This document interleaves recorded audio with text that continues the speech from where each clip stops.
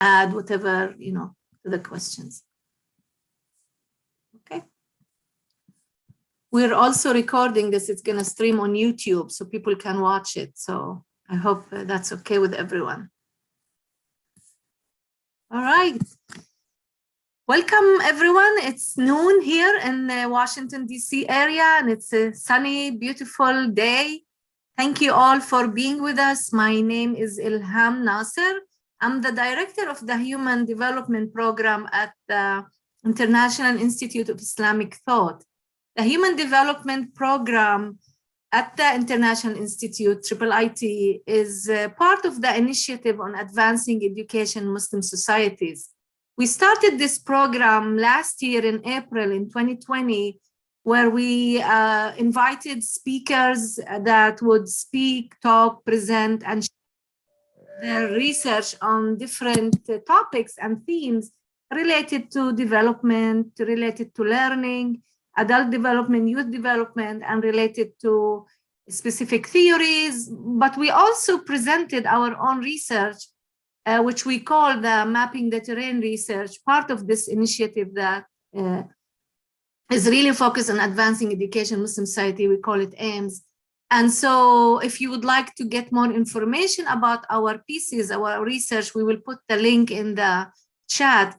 But today we're here to celebrate the research that has been done by two prominent scholars that I think have targeted topics of interest to our audience at IIIT, but also topics of interest and importance for all of us. So I would like to start with Ashley, and I think people are already used to the Zoom protocols and etiquette by keeping yourself muted, by also keeping your videos muted. And if you have any questions, feel free to put them in the Q&A. I don't see that the chat is also operational. So, but please, if you have specific questions to the speakers, put them in the Q&A. We have two panelists today. We have Ashley Kirtan, I hope I'm not chopping your name, and Tasneem Mandiwala.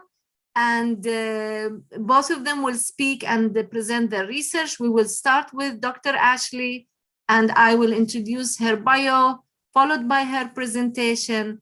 And then when she's finished, I will introduce Tasneem, and Tasneem will share with us her research.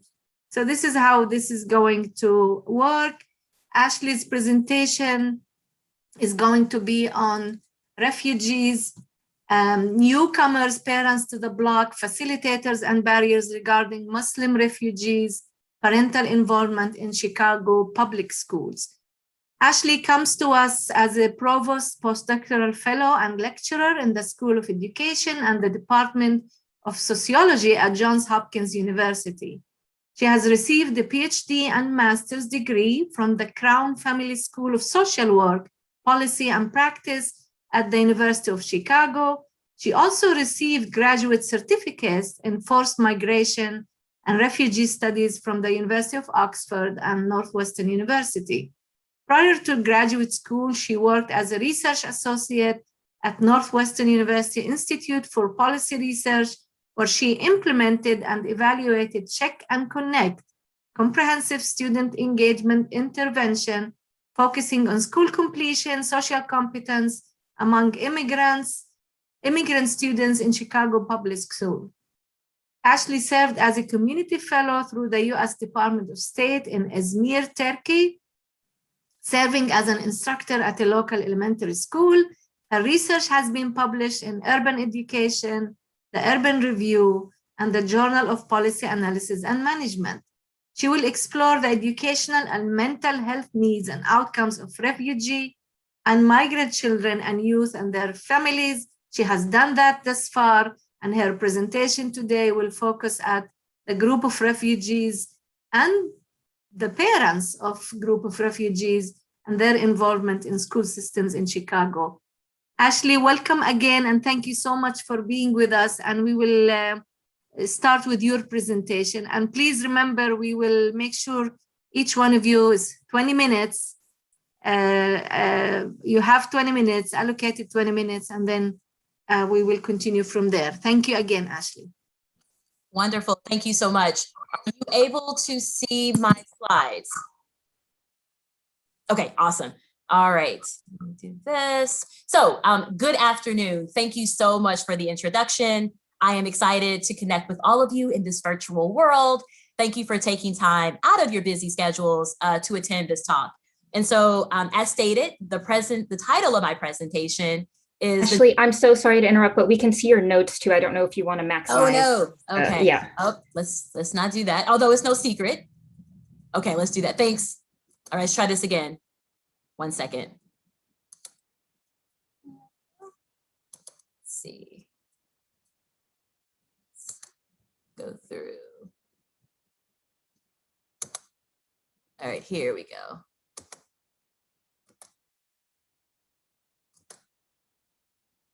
Right, escape. Now let's share.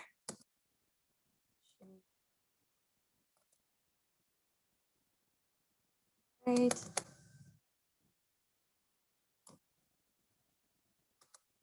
Okay, how are we doing now? Can you see my notes? We're good. Okay, awesome. All right, now, thank you. Excited to be here today. The title of my presentation is The Newcomer Parents to the Block, Facilitators and Barriers Regarding Muslim Refugee Parental Involvement in Chicago Public Schools. And so you've already heard my background. I'm certainly happy to connect with folks offline. I am definitely at Hopkins at the moment. I will be transitioning to an assistant professorship in the School of Social Work and School of Education at Michigan. And so I will continue to explore some of the themes that are covered today. And so I am excited to be in this space with all of you. So let me give you a general overview of the structure of the presentation. So first, I will give you some context around my research interests, as well as I will present on one of my dissertation chapters that was later published as a manuscript in the Urban Review. This is a shameless plug. Please read the article. You're only going to get a little taste of what this topic is about. But I've explored some of these themes in more depth in the article. And so afterwards, I imagine if you have questions throughout, any clarifying questions, please feel free to let me know, but there'll certainly be a Q&A at the end, which I hope will yield a robust discussion. And so as a researcher, I identify as a refugee, migration, and international education scholar who explores the social, emotional, linguistic, and academic development and experiences of migrant and refugee youth and their families in the US and abroad. And so once again, happy to talk about what kind of led me to this work. But I've had the opportunity to work in international and domestic contexts with refugee and migrant populations in countries like South Africa, Morocco, Jordan, Turkey, to name a few. And so I've also worked with refugees in the States in refugee resettlement agencies in the Midwest. I also was an intern through the United Nations High Commissioner for Refugees, or the UNHCR. So this is a topic that's near and dear to me. I will go through a few slides to ensure that everyone is on the same playing field when it comes to like who a refugee is, and then I'll transition into my research. And so, who is a refugee? So a refugee is someone who has been forced to flee their country due to persecution, war, or violence. A refugee has a well-founded fear of persecution for reasons of race, religion, nationality, political opinion, or membership in a particular social group. They typically cannot return home. And so they have to they have locally integrated into countries nearby. So let's say someone is in Syria, they normally integrate into countries neighboring it, like Lebanon, Jordan, Turkey, etc. And so that's the group that I typically work with, especially children. And so to give you more context, at least 79.5 million people around the world have been forced to flee their homes. Among them, there are nearly 26 million refugees, around half of whom are under the age of 18. As of 2020, 1% of the world's population have fled their homes as a result of conflict or persecution. And so in a US context, since 1975, the United States has accepted more than 3.3 million refugees for resettlement. Despite the sharp decrease during the Trump administration, this should be no surprise, there were travel bans for people who were from Muslim majority countries. Over time, we still have resettled more refugees than many other Western countries like Canada or countries in Europe. And so in 2018, for example, it is estimated that 34% of all refugees resettled by the United States are school-aged children between the ages of 5 and 18 years, which once again is why I prioritize this group. Obviously, children, they don't live in isolation. They're connected to parents and to other family members, but this is the population that I prioritize in my research. So what is parent engagement? This is intuitive in many ways. We've heard this term before. In education literature, it has been explored quite a bit. And so just to have a general definition, parent involvement typically refers to the multiple ways parents may support their children's learning and achievement, usually through direct involvement with their children's schools. Now, this is once again a very westernized, a very US-centric way of defining parent involvement. And we'll talk about this a bit later, but this is not a universal definition or an expectation in other contexts. And so I'm at Johns Hopkins. I am using a framework that was developed by a scholar in the School of Education, Joyce Epstein. And so she develops a framework to think about 6 types of involvement for school, family, and community partnerships. We won't dig into it too much, but I wanted to give you all a sense of how I was thinking about engagement. And in terms of my study, how the experiences that the parents that they talk about, how it maps on to this existing framework. And so the framework, it highlights the role of parenting and how they establish certain roles or certain priorities in the home, communication, so their overall engagement with school staff, teachers, the students' peers, et cetera, and how often that communication occurs. Volunteering, so this could be being active in the PTA or in other aspects of their children's education. Learning at home, so what is happening at the home in terms of completing homework assignments and other work. Decision making, so do they have a role? Do they have a say? Do they have a level of agency at the schools? And then finally, collaborating with the community. What is their overall presence in the community? Do they volunteer at certain activities outside of the school? Another framework or theory that drives my research is this ongoing debate around assimilation versus integration theories. Just to give you a heads up, assimilation, that typically isn't, that theory isn't elevated anymore. In fact, there's a lot of pushback in academic spaces. But in practice, it is still something that many people expect when migrants or refugees come to the US, this idea that they are supposed to adopt the ways of US culture and fully become a part of a different society. And so my work is certainly pushing back on that and embraces more of an integrationist type view that which is defined as incorporating individuals from different groups into society as equals. And so for my refugee and migrant families, this idea that they're not abandoning their cultural roots or background, and that the schools, because I'm focused on school research, that they are also privy to some of the cultural norms and practices, and that they are adapting and adjusting to meet the needs of the family.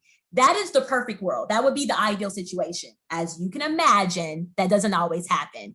And so, but these theories grounded the work that I'm doing, and we'll see how that comes out in the findings that I'll share with you shortly. Just another thing to note, integration suggests boundaries. It is defined in terms of equality.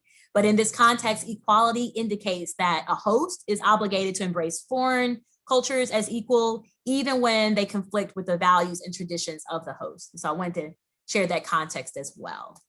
All right, so the critical role of schools. I don't think anybody's going to argue that schools matter. If you do, that's a separate conversation. But schools matter for all youth. As you can imagine, for refugee and migrant youth, schools serve as one of the first and most influential institutions experienced by youth. It offers a supportive space for social interactions and access to resources. It provides opportunities to learn about the majority culture and builds relationships with staff and peers. Schools are also very important for parents, and especially as you think about their involvement and their modeling the importance of education to their children. What existing research shows is that it is essential for integration. It bridges cultural and language gaps between home and school. It builds social and cultural capital among refugee parents with similar identities. And it encourages refugee youth to develop positive relationships with school, staff, and peers. Now, although it's been deemed as important, I think it would be difficult to find people who would say, no, it's not. There have been challenges with refugee parental involvement in schools. Now, as a side note, there's also challenges with US-born families being involved in schools. So some of the findings that I'll share today really can be applied to numerous marginalized communities. Obviously, we're going to pinpoint things that make this group more distinct in some of their challenges, but I just wanted to make that note. So the literature states that language barriers serve as one barrier, that pre-migration trauma or psychological stress related to adapting to the US also serves as a barrier. And then finally, cultural differences and a general lack of knowledge can serve as a barrier for many families. All right, so if we had more time, and I love more time, and I love to talk about my research, we would delve into both questions. But for today, we're going to highlight the second question. What are the facilitators and barriers for Muslim refugee parents' engagement with schools? So some of you may be wondering, well, Ashley, why did you pick this group? Well, as you heard in my bio, I've worked with refugees, with Muslim refugees when I did work in Turkey. I also did some work in Jordan and a bit in Iraq. And so I've worked with this population before in an international context, as well as the US. So I was working with these populations before I did this study. My work is community engaged research. And so definitely was learning more about some of the issues. My work also overlapped with the Trump administration. And so in addition to those things, the research shows that there's been a high number of hate crimes directed at Muslim students. There's also a fear of terrorism that dominates public and policy discourses. Muslims have been deemed as religious outsiders of the 21st century. And then finally, Iraqi and Syrian refugees are the two largest groups of resettled refugees in the US. Obviously, that number was different during the Trump administration, though they plummeted actually. But before that, there was a growing large Iraqi refugee population, and there were more Syrian refugees being resettled to the US. I imagine during the Biden administration, those numbers will increase again. So as I mentioned, this is a community engaged research framework. And the idea of that is I employed an interpretivist paradigm based on the assumption that social reality is not singular or objective, but rather is shaped by the human experiences and social context of the people you're studying. So for this paper, I'm prioritizing parents' meanings and understanding of their children's schooling experiences. As mentioned in the title, this study was conducted in Chicago public schools. And this is the third largest school district in the US. And it has 18.7% of students who identify as a refugee or immigrant. Despite the large numbers, there's been a long history of disengagement or a lack of support for English language learners. In terms of the sampling, 19 Muslim refugee parents were in the study. There were 18 mothers and one father. Most of the interviews were conducted with the mothers. 11 refugee parents were from Syria, and the 8 remaining parents or mothers were from Iraq. As I mentioned, it was a community engaged project. And so I worked closely with the Immigrant and Refugee Resource Community Center. I changed the name to protect their identity. And I changed it to a very long name too. I don't know why it's so long, but they were very instrumental in helping with the research design, recruitment, data collection, and data analysis. And the interviews were conducted either at the center or in the participants' homes. The interviews lasted between 45 and 60 minutes. The participants, they received $25 gift cards to Target. A translator was available to accommodate this process. If we had more time, I would actually walk through what that looked like, but it really was a partnership in that I worked with the translator before, during, and after the interviews to ensure that I was capturing information accurately.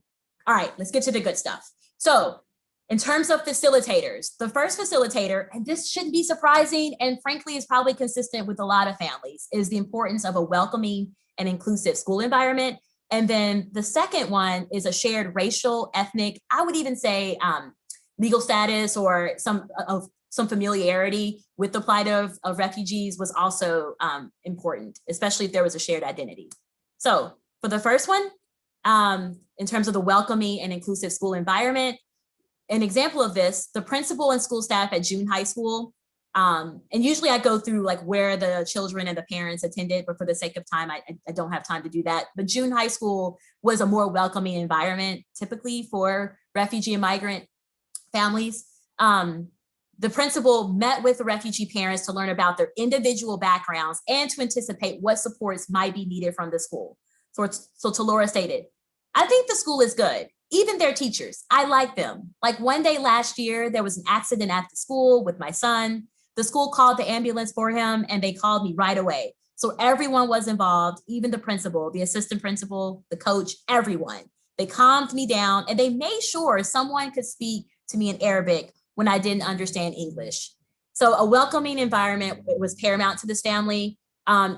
In this quote and other quotes that are in my paper, the families acknowledged that the school staff, if they didn't identify as Arab or a refugee, they still had some familiarity with their plight, with the arduous journey that they had to go through to get to the US, with their identity as Arab or as Muslim, and that there were some struggles with that, especially with the current political climate that we were living in. They were privy to some of that. They were also adamant about making sure they had Arabic speakers on board to help the family if they wanted to converse in their native tongue.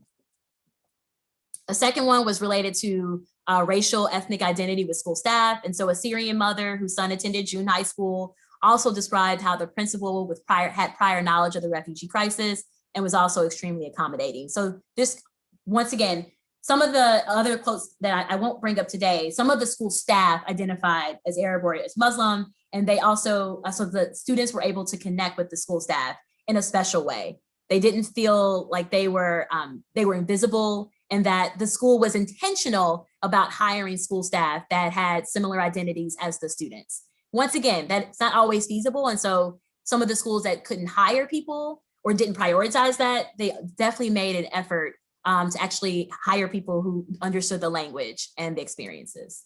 In terms of barriers, lack of English language proficiency is a common thread. And so I won't highlight that, but it certainly reinforces what's in the literature. But students' academic success and bullying and discrimination from school staff also served as barriers. So some of you may be thinking, well, academic success, that's great. Some of the parents expressed that they were less involved in schools if they perceived that children were doing well academically.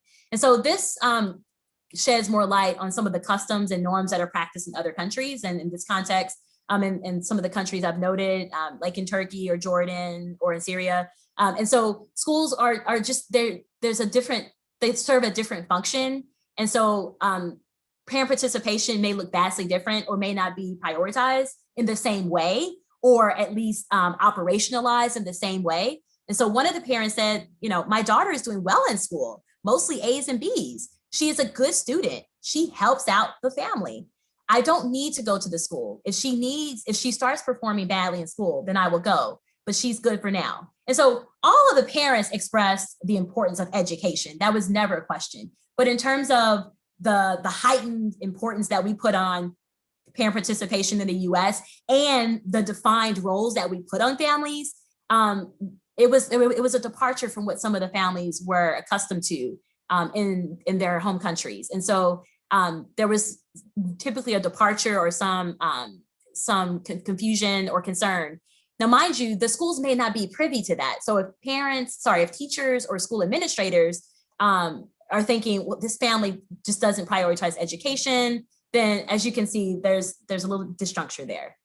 And then finally, bullying and discrimination. Sadly, you all may be privy to this already. My study only reinforced that. Half of the parents described feelings of anxiety or fear for their children's safety and well-being due to acts of discrimination or bullying. And this was connected to their identities as Muslim. And so I won't have time to go through the quote, but just know that some of the language that was offered by students as well as school staff definitely heightened or elevated some of the issues around xenophobia and Islamophobia that exist in our society, in the US society in general. And schools are only a microcosm of that energy or of that negative rhetoric. And so some of the students were bullied because of their identities. And so that, as you can imagine, many parents, they started to disengage from the schools as well as their children if they felt that the school administrators did not tackle that, or once again, if the general culture or climate was toxic. So finally, just thinking back to the parent engagement framework, it would be ideal to kind of expand how we frame or think about engagement, and to think through how other cultural groups maybe look at it, if they prioritize it, what should be, what we should consider in terms of the cultural differences and backgrounds. And then also thinking about this notion of assimilation, once again, which is typically abandoned in education research, but integration, and thinking about a two-way process. How can schools engage families so that it truly is a two-way process and that families feel supported?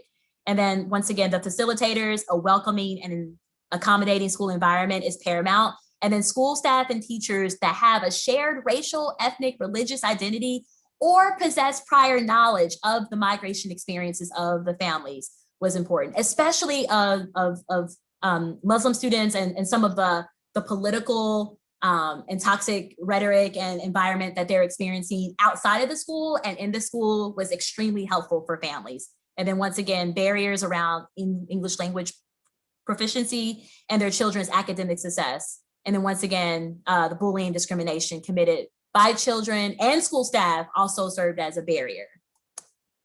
These are some implications. I won't touch on that, but obviously, I'm a practitioner, and so I always think about what are the practice, policy, and research implications of my work, which I can talk about in the Q&A.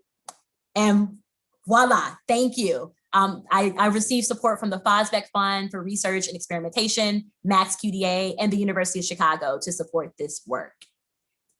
Thank you so much. Wonderful. Thank you so much, Ashley. It's not only that you touched upon a very important topic and very relevant and timely, but you also highlighted and increased our awareness, at least mine, regarding some of the specific issues that refugees in this country face. I think Chicago is probably a sample of issues that are dealt with across the nation. So thank you, and I look forward to asking some questions during the Q&A. Now we move to Tasneem, Dr. Tasneem. I hope I'm also not mispronouncing your last name, Mandiwala. And is that correct? Yes, Mandiwala, thank you.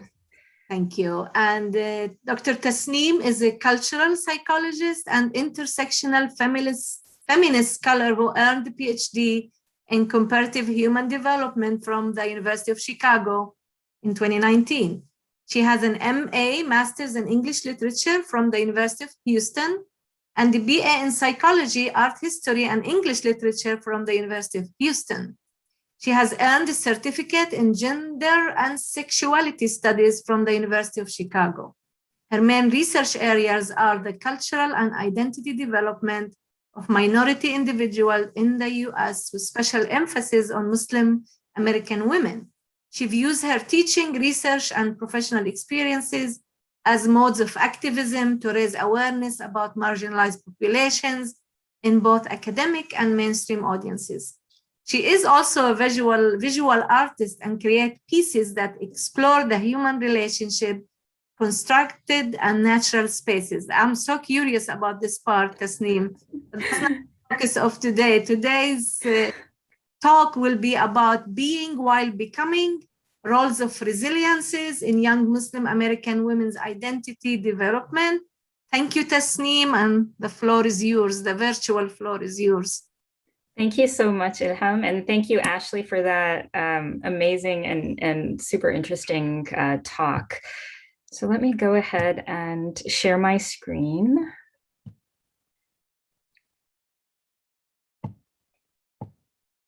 While you share, please, if you have questions, write them in the chat or the Q&A. Everybody can see the slideshow? Excellent, thank you. I am going to be speaking incredibly quickly because I have a lot to cover, and as Ashley was also sort of indicating, there's a lot of information, and even before I begin talking, I'm going to let you know I'm not going to be able to cover it all, but again, hopefully we'll get into that during the Q&A a little bit. So thank you all for being here, either out of choice or out of mandatory attendance. Some of my students are present, so so I'll go ahead and get started. So my talk is called Being While Becoming, Roles of Resiliencies in Young Muslim American Women's Identity Development. My main research question was, do young South Asian Muslim American women experience developmental risks unique to their socio-cultural positioning as such that other adolescent and emerging adult groups in the US do not? Hang on, something happened to my screen. Bear with me a moment. Okay, excellent. And a clarification. So I had not set out to do research on specifically South Asian Muslim American women, but as is typical in social scientific research, the nature of participant sort of call and response, the majority of my participants ended up being from South Asian ethnicities. And so the conclusions that I draw in this talk and in my study are specific to South Asian Islamic culture. However, I did have participants from different Islamic cultures and ethnicities, and there were overlaps with their experiences as well. But the only thing that I can, with any degree of certainty, sort of make conclusions or draw conclusions about is this specific culture. And so when I do say Muslim American during this presentation, I'll be referring specifically to South Asian Muslim American. So the short answer to the question is yes. The longer answer is that there are shared risks with groups that I'm calling umbrella groups, which these young women also fall into. And one of these groups are young American women. Another group is second generation immigrant individuals. And when I say second generation, I mean individuals who are born in the US to parents who immigrated here from other countries and other cultures. And then finally, the third group they overlap with is minority groups in the US in general. So that includes racial and religious groups. But there are also unique risks that shift across age groups. I looked at 3 different age groups. Today, I'll only be discussing adolescence and emerging adulthood. I also included adulthood, and I limited it to women in their 30s for the sake of the study. Of course, adulthood does not only span one's 30s. But adolescence, I defined as roughly between the ages of 11 through 18. Erik Erikson is the kind of like recognized as the foundational adolescent development scholar. And so I drew from his definition, although as we'll see, his work didn't necessarily cover multicultural or minority non-white experiences in the US. And then in emerging adulthood, I define emerging adulthood as between the ages of 19 through 29. Emerging adulthood is a much more recent development in developmental literature. It was coined by Jeffrey Arnett in the early 2000s.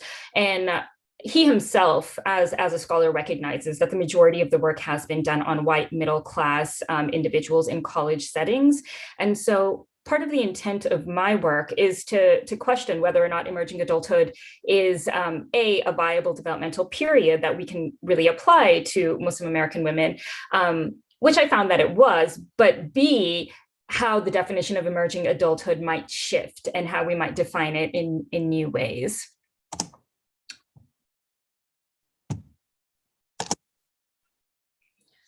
So I want to cover why this is a gendered study and why I sort of approached it in the way that I did. One thing I will say from the beginning is that all of the women I spoke with did identify as women. No one was non-binary or did not identify as a woman. So I will be referring to all the individuals I speak about as women. The majority were heteronormative, although there was a small percentage of queer and lesbian participants. Having said that, so what are the 3 main reasons why gender was so critical and why I thought it was such an important research area to sort of delve into? Well, first of all, women are expected to be the bearers and transmitters of culture in American culture, in Islamic culture, in South Asian culture, in multiple cultures across the world. And what does this mean? Basically that, and this goes into the second bullet point, that young women's behavior is much more monitored and controlled than young boys and young men's behavior, because they're seen as sort of protectors of culture. And so how a young woman behaves is seen as reflective of the culture at large. Now, if a young woman is handed different sociocultural scripts from different cultures they're members of, this can lead to obvious conflict in identity development. And to use forgive me, but to use a very jaded example that often lacks nuance, but I use it because this still maintains presence in mainstream American understanding of Muslims and Muslim women in particular, is the example of how Muslim women are expected to be obedient, or Muslim women are expected to be somewhat quiet and focused on sort of upholding family values, versus what American women are encouraged, mainstream American women are encouraged to be, which is of course more independent and perhaps aggressive and more open. And then finally, the third bullet point about why I wanted to focus on gender is that simply there's a need for an intersectional examination of the Muslim American experience. The majority of research on Muslim Americans to this day has been about Islamophobia, which is very real, as we'll see, but it also ends up sort of moving the stereotyping and the experiential stereotyping in another singular direction. So while Islamophobia is important, and gendered Islamophobia in particular for young women who might present as Muslim through wearing a hijab, there's obviously much more to a young Muslim American girl's experience than simply Islamophobia. And I think gender is a critical starting point as well, because the research that has been done on Muslim women usually focuses on clothing. So again, an important aspect of their experience, but not the only aspect. So very briefly, I do want to spend a large amount of time on the research itself. I am a qualitative researcher, and I thought that was particularly critical for this population because Muslim women's stories have been sensationalized or sort of simplified. And I think the only way to rectify that in both mainstream conversations and academic conversations is to actually allow the individual's voice center stage. And so I will be reading, I apologize in advance, but I will be reading somewhat lengthy quotes to you. But before I get into that, briefly, the methodology and the theoretical grounding. I interviewed 68 participants, semi-structured interviews, and then I had brief questionnaires, which basically recorded demographic information and had a few sort of diving off questions for the interviews.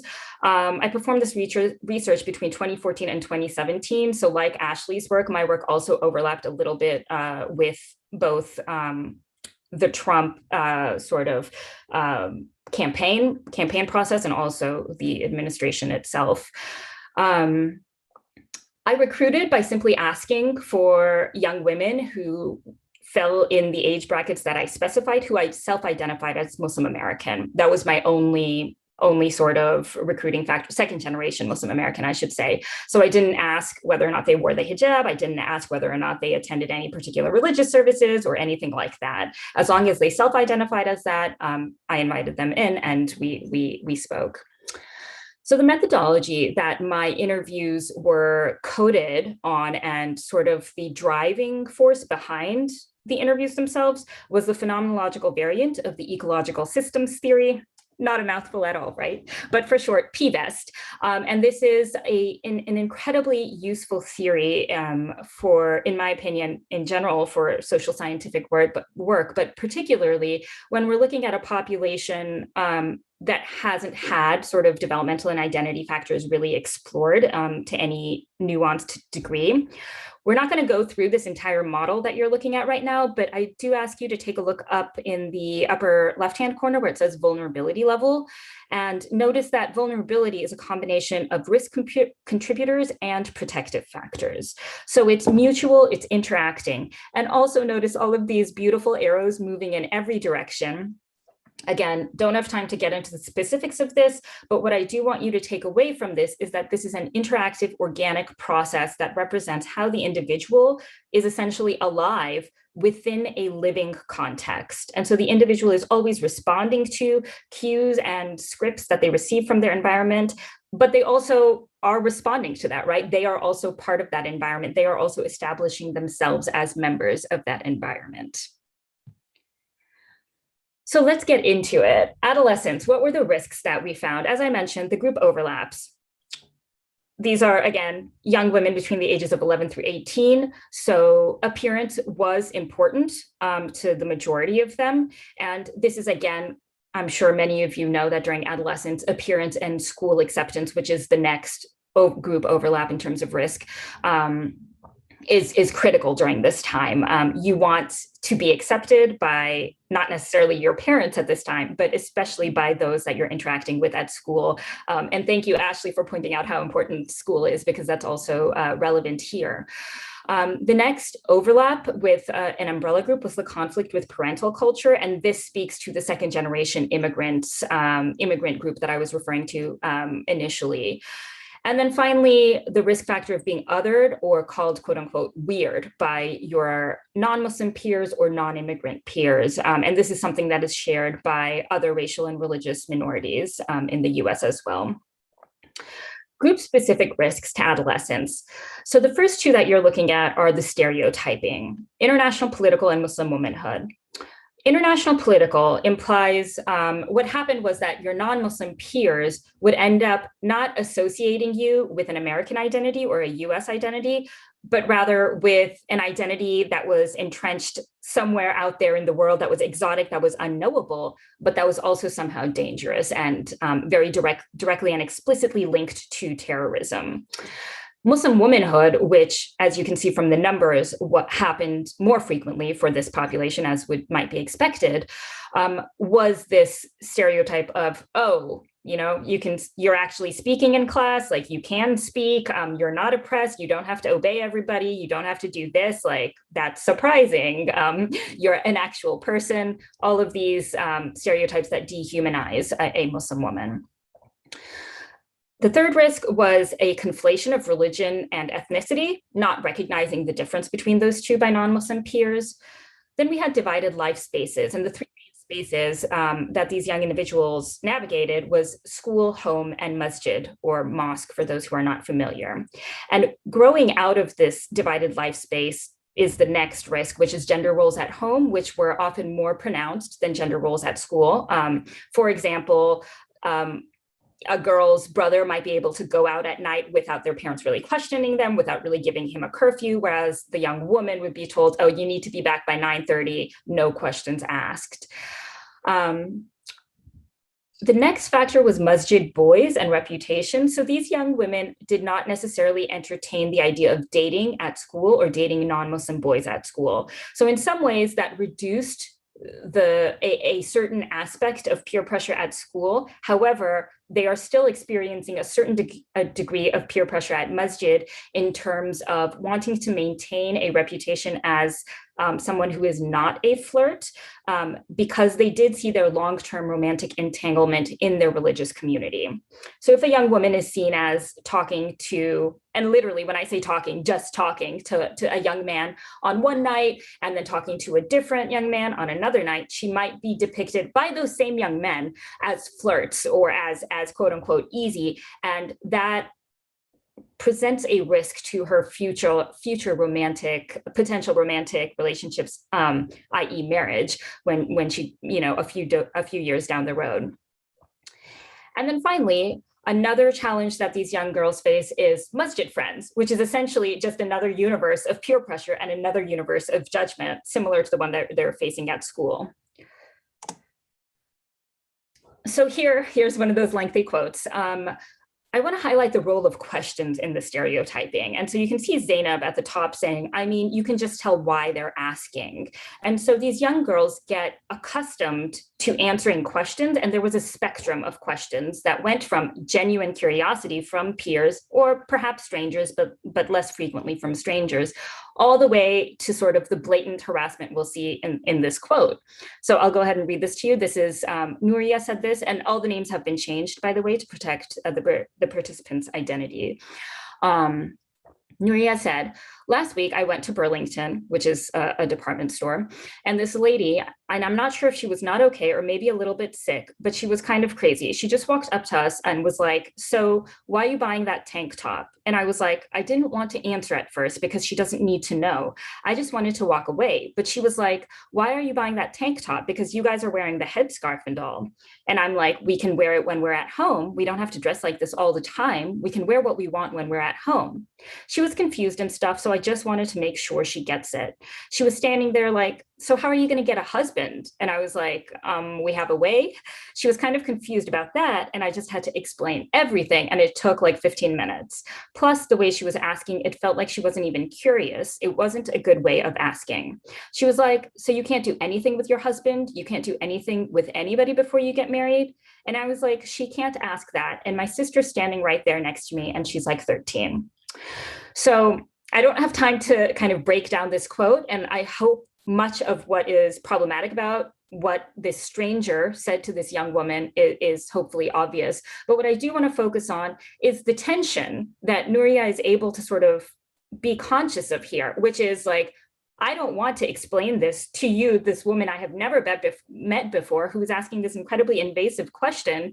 But at the same time, I recognize my place as sort of somebody who is able to explain this to you, to perhaps prevent you asking this question to another young woman in the future. I'm going to skip over this quote, but this quote basically highlights the importance of school friendships and non-Muslim friendships to these young women as well. However, there is still a certain barrier, and we can just get that from the first sentence. Sometimes religion creates this barrier, but there is much understanding and enjoyment and love for each other. Now let's get into the protective factors and coping mechanisms. So the first two columns you'll see is what I've dubbed minimizing whatevering and enhancement whatevering, which is basically when the young women would be like, whatever. The minimizing would be like, whatever, I don't have to explain it to you, and sort of dismiss their Muslim identity and move on very quickly. Enhancement whatevering was more saying something like, whatever, this is who I am, you have to deal with it. And walking into a room and being like, whatever, I don't care about what you think, you know, what do you have to say to me? And kind of bringing it up before the other person could bring it up and taking control of that situation. As you can see, sameness and shared experiences was the critical and overriding sort of unifying factor in terms of a coping mechanism and a protective factor. The quote at the bottom of the screen, so many of the young women said almost exactly the same thing. Because like all of us go through the same thing, you know, we just get each other. It was about not having to explain the nuances of your identity to somebody and them just understanding it. And then the last protective factor was this idea of smartness. A number of the young women would note that they were academically high achievers.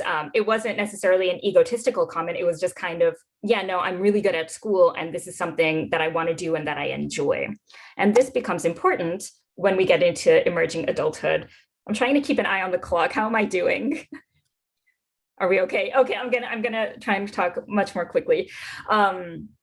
So the two factors during emerging adulthood are education and marriage, and emerging adulthood becomes much messier. So education and marriage can both be risk factors and can both be protective factors.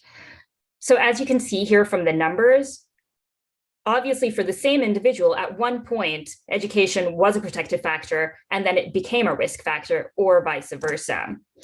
And initially, it is a protective factor because it's something that spans both cultural realms. Education is something that is encouraged by most, if not all, Islamic cultures. And it's also something that's encouraged by immigrant cultures. And it's also something that is obviously understandable to the American context in which it is being pursued. I'm going to skip over this slide, but maybe we can get into it in the question and answer.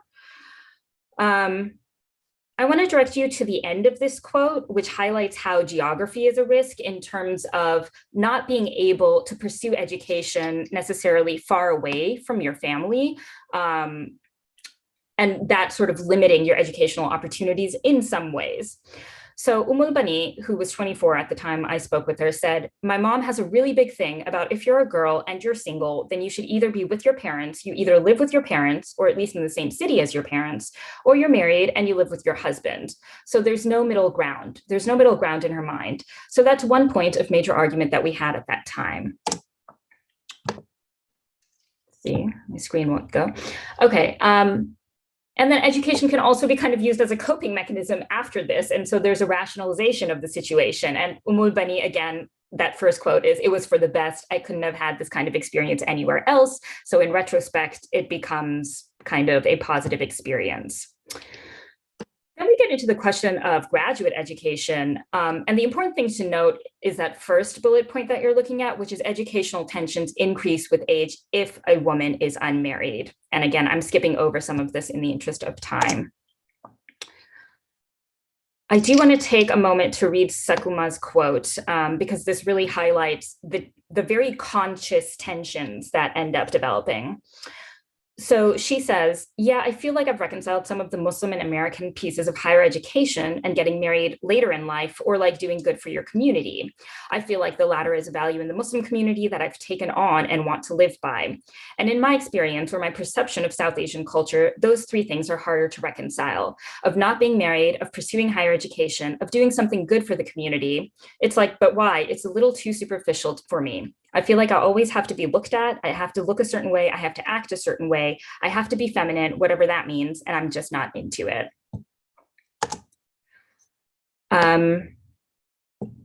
Here you can see how marriage can also be both a protective factor in that first column right here, and as different types of risks that unfortunately I'm going to have to just sort of speed through here. Again, I'll skip over this, but we can talk about what marriage means during the Q&A potentially. This is highlighting how marriage might be a risk if you get married quite early. You can look at this last sentence here. You just kind of get thrown into responsibility and adulthood and then parenthood, and then it eventually takes a toll on you. But note how this same participant later says that it was marriage, not because I got married, but that marriage gave me the liberty to do whatever I wanted to do because I was no longer held prisoner to my parents' expectations or my parents' permissions.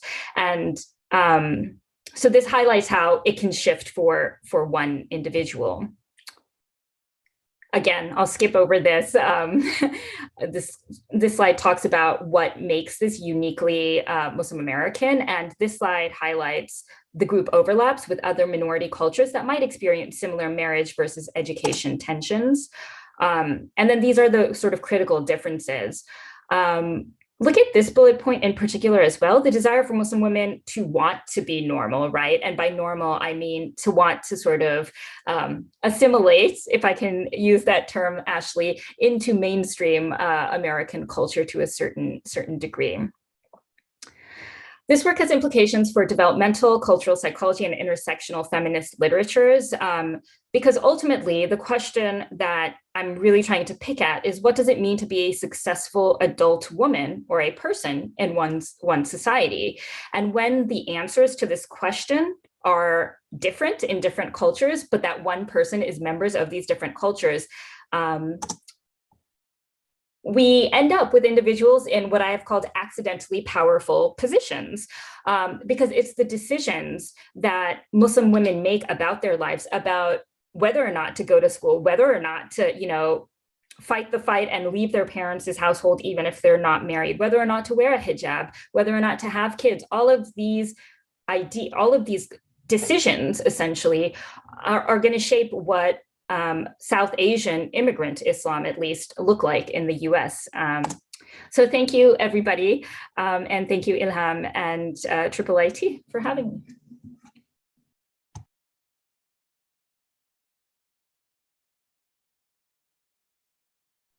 You're on mute.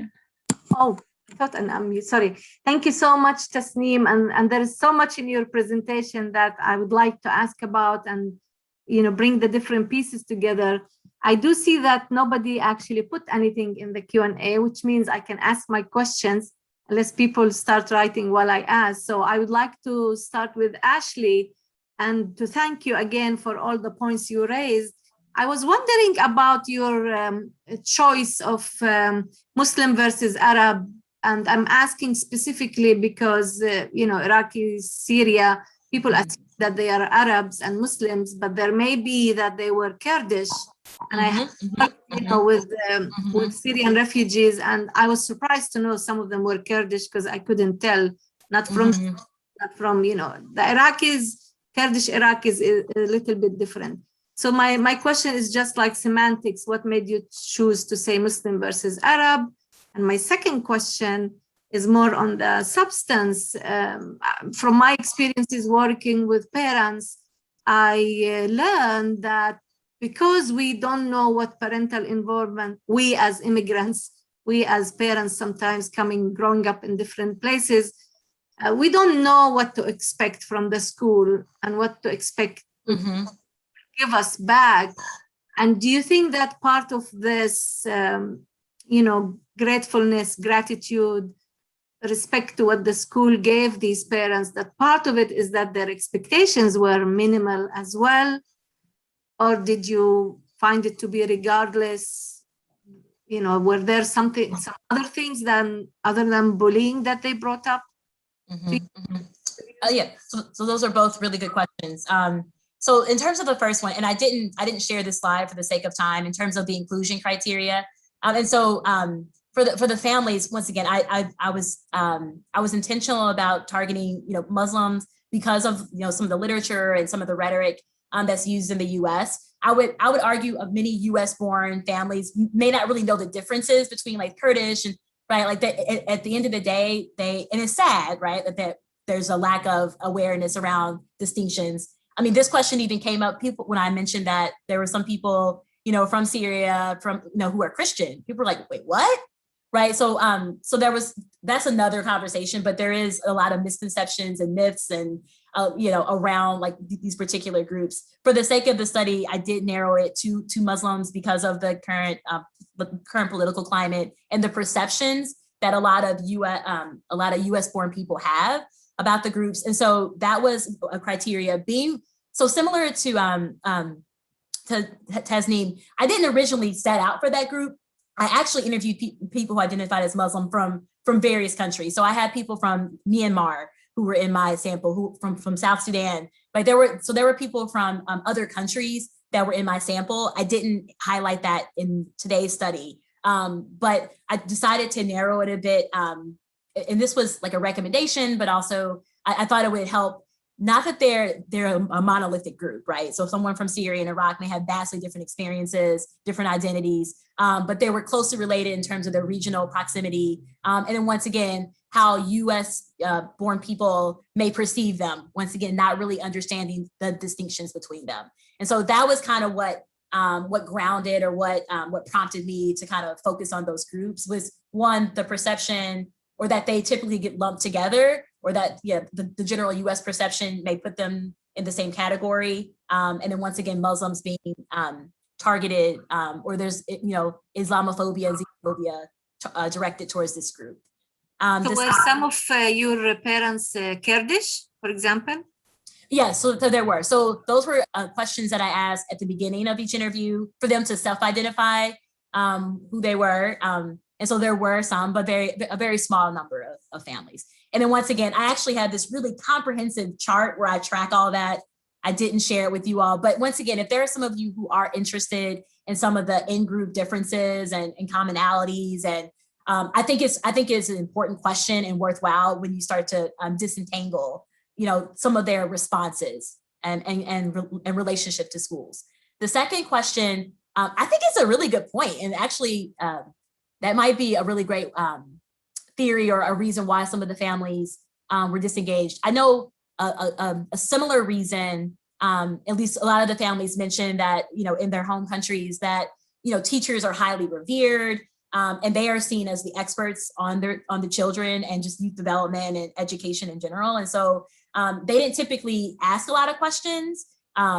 because they felt like they were already being supported and mentored and receiving adequate education from the experts, from people who went to school to study development. And so that translated into how the families interacted with US schools and with their teachers, elevating them, which I kind of wish that was a practice in the US as well, that teachers were highly revered, and that also reflected in like their pay, but and other standards. But a lot of the families stated, hey, the teachers, they understand even more so than me what my children need to thrive in educational settings. And so that was one. But your question also makes me wonder about their identity as a refugee, and them also feeling like, wow, I was, I experienced this traumatic experience. There's droves of people who aren't able to repatriate or return back to their homes or to resettle. And so there is a general sense of thankfulness, or that they're here and that their children can attend school. And so that, I haven't thought about that, but I think that's actually a really good point. So maybe some of the parents perhaps didn't feel, didn't want to express themselves, or that's not the word I'm thinking of, but maybe didn't offer more insight or guidance on what their children needed, because they're just thankful that their kids are there and that they're getting an adequate education.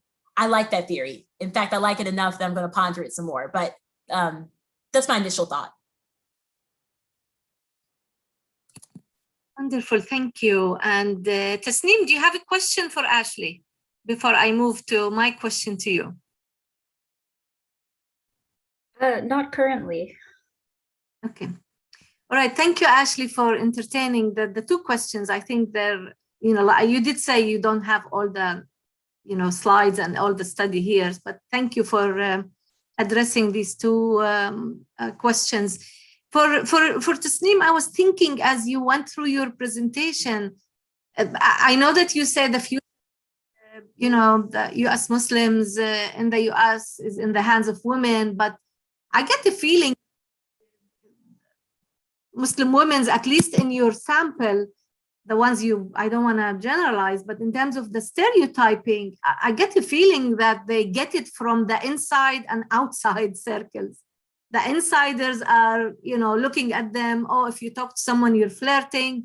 That's the Southeastern, Asian cultures, looking at them with the big, eyes and antennas, like we say. And then you have the outside stereotyping based on the clothing, based on the appearances, so it seems like there are these internal struggles. What brought you to this conclusion that both within and without Muslim women are accidentally powerful position to shape the future of Islam? Say more about that. And I know you were rushed and you have a lot more to share, but opportunity to expand on that. Maybe we can end this with a powerful statement about Muslim women. Yeah, I hope so. And I genuinely think so. So as you said, they are under a lot of microscopes, multiple cultural microscopes. And one thing that makes this experience that I described, specifically Muslim, specifically American, and specifically female and gendered, is the forcing of having to grapple with these different microscopes. It's not a pleasant experience all the time, and it's not easy, and it adds psychological stress, as we saw, for example, in that longer quote I read about being at the store, as we, I didn't obviously get to share all of the quotes that I had in mind, but there's always a tension. One of the participants said she feels like she lives 3 different lives. And this awareness of living different lives in different spaces, again, while not easy to do, does increase a certain type of knowledge that I think young Muslim boys and young Muslim men are not necessarily privy to, that parents, first generation immigrant parents, are not necessarily privy to, that non-Muslim female peers are not necessarily privy to. It's, if I can, reference back W.E.B. Du Bois's double consciousness, this is in some sense a triple consciousness, and knowing that you are aware that you're this person in this context and this person in another context. And it's by trial and error. There's multiple uncomfortable experiences in adolescents, where, again, these young individuals are forced to come up with answers on the spot that their other peers are not necessarily forced to do. And this is, again, particular to an immigrant experience because parents cannot necessarily guide them as to what they're going to be experiencing in school. Whereas if your parent did attend school in the US, they might have a better idea of what to expect and how to deal with, for example, bullying, or how to deal with certain different types of peer pressure. And so because these young women are devising the answers themselves, that's where that accidental power comes in. So it's not a power that they're necessarily striving for when they're younger. I don't think any adolescent is necessarily like, I'm going to take over the culture, right? Like no young person is actively thinking that. However, because again, they are forced to make these decisions because they're literally put on the spot and told, you are not behaving in a Muslim way, or you are not behaving in an American way. You are not an American. Then they have to push back by saying, well, yes, I am. And it does not matter what I'm wearing, or it does not matter what I eat or when I don't eat or any of these things. And that's how they're shaping it. Because again, the people who are, for succinctness, I'll just say oppressing them or trying to control their behavior are obviously not intending to give them any kind of power. They're not and I use the word oppressing with a little bit of hesitance because it's not necessarily with the intent of oppression, but the meaning making of it does sometimes feel like that to the young people. The young people do sometimes feel like they're being controlled more than they should be. And that's why I use that term. It's not a reflection of the intent, for example, of the immigrant parents. Yeah, so that's why I think like their behavior and being forced to make decisions that others don't have to make is what gives them that power, whether or not they want it. Thank you, Tasneem. I think it's a wonderful insight on this whole idea of biculturalism, by living the two different lives in both presentations. Actually, I see that. I don't know, you call it assimilation, integration, salad bowl, or a mushy, dish. It's all, both of the presentation really address that. I want to give Ashley maybe an opportunity to give your final thoughts, or if you have a question for Tasneem, and then we'll end with your Tasneem, with your thoughts. I just want to thank you for inviting me. I want to thank the community, the virtual community, for attending the talk. A lot of great issues were brought up. Tasneem, your study is amazing. So I don't have any pressing questions. I mean, I had because I like methods. I was like, oh, I wonder what this and that, but I can follow up with you offline. But this has just been an excellent opportunity. And once again, please read the article. I think that gives you more breadth about what the study was about. And I'm happy to answer any questions offline if people have it. But thank you for the opportunity. Wonderful. And for both of you, before we move to Tasneem, there was a question for you, Tasneem, about your art, if you want to read it. But I just want to highlight to both of you and point out to the audience and the participants that we do have a Journal of Education in Muslim Societies, and we publish peer-reviewed blind reviews of the publications and the manuscripts that anyone can submit. And so with topics specific to issues related to education, social development, and any aspect of life of Muslim communities and societies, wherever they are. So think about that as an avenue for your publications as well. Now, Tasneem, there's a question about your art, which I would like to hear about, and then maybe end it with some final thoughts as well. Sure, thank you. I'm going to keep my comments on art as brief as I can. So I guess that's a very, very large question. And I would be thrilled to discuss this, offline or in another meeting with anybody who is interested. But I guess a way that it might relate to what we've just been discussing is my journey about whether or not I want to present myself as a Muslim American artist specifically. I am Muslim American, but that doesn't, when I say I'm a Muslim American artist, that oftentimes immediately brings certain connotations to people's minds. It also immediately create certain requirements for what my art needs to cover and talk about. And so this is an ongoing sort of conversation I have with myself.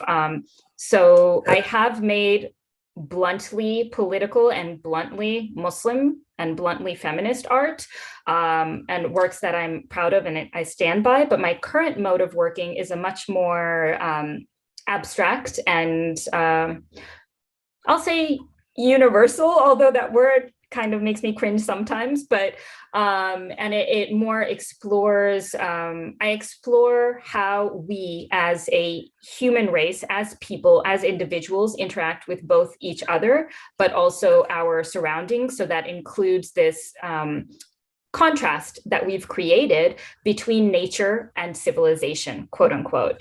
And this sort of distinction, this line, this false line, in my opinion, that we've drawn between human and nature. And that's something that I play around with, because I believe that humans are a part of nature, and yeah, we create structures, but our structures are still susceptible to the ruins of time. They're not immortal. And I think we end up thinking of ourselves as somehow superior or immortal based off all of our human constructions. Not to demean or dismiss the wonderful accomplishments of humanity, but I think there's a pause that needs to be taken there. And so that's what I hope my current work is doing.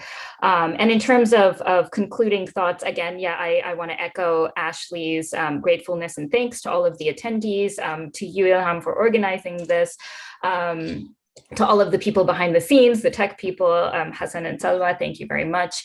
And I would just, I guess, say that I think we need to continue doing research on populations, on marginalized populations that perhaps have not had space for a voice in both academic literature and mainstream literature.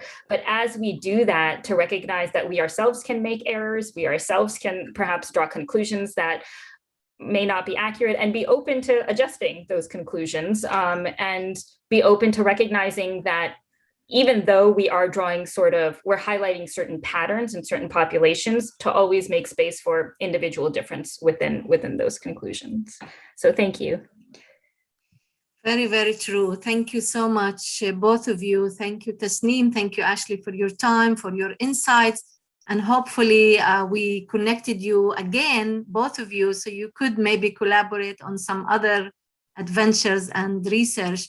So I appreciate everyone. I appreciate Salwa and Hassan for the help, and our attendees. I think from looking at the names that many of them are either your students or your friends, but thank you for being with us all. And if you want to know more about our institute, it's the International Institute of Islamic Thought.